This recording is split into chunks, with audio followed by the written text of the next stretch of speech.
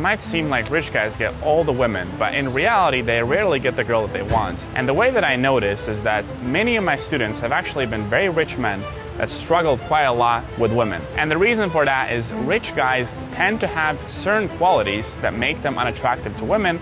And in this video, I'll talk about 3 of the most common qualities that many rich men have that turn women off. Unattractive quality number 1 is insecurity. So it's not a secret that many rich men grow up rich because they have huge motivation and competitiveness to get better, but that competitiveness comes from the fact that they don't feel like they're enough.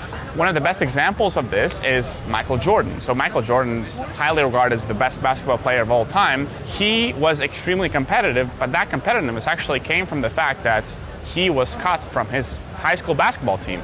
So he wanted to prove people wrong. And so many rich men, they have this huge drive to prove people wrong, and then they get all this money, and in the end, they still don't feel like they're enough. Now, when it comes to women, one of the most attractive qualities that a guy can have is a good self-esteem and feeling like you're enough. And the problem is that many rich guys, they get to their position of being rich, and they still have this void that they don't feel like they're enough. And hence, when they go interact with women, they try to substitute this feeling of being enough with money.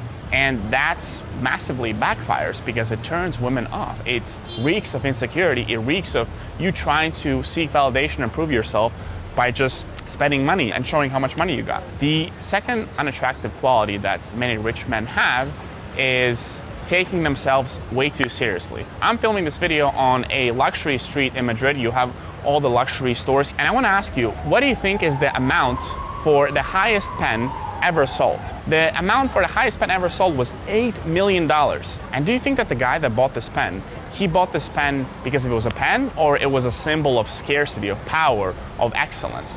Well, for him, it was probably those symbols, but it doesn't change the fact that it's still a fucking pen. What happens is, as you become more rich and as you gain more money, you start to develop a certain self-image that you have to maintain because you tend to go to very fancy circles, so your status goes up and hence you have to maintain that status. Now, the problem with this is you start to take yourself very seriously. And the way that it's very destructive to relationships with women is that to be successful with women, it requires for you to be playful and not taking things too seriously, to be able to be humorous, to have playful banter. And you're unable to have that if you take things at face value and you cannot exit this logic mode, you cannot exit this status mode, and you're always taking things literally. Another thing is that when you take yourself so seriously, it's very hard to take risks and expose yourself to rejection.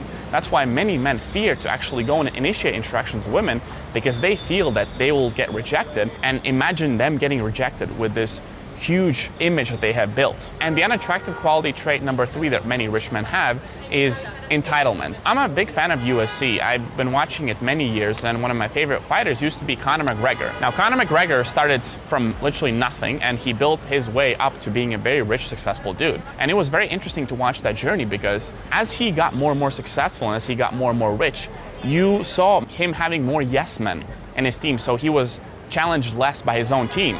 And even though when he was having terrible fight strategies and he was maybe not training so seriously, people would not want to challenge him because he was Conor McGregor. What ends up happening is you become more and more rich, more and more successful. More and more people just start to say yes to you. And then you kind of have this almost God complex that you think you're all this powerful and you can just buy certain people.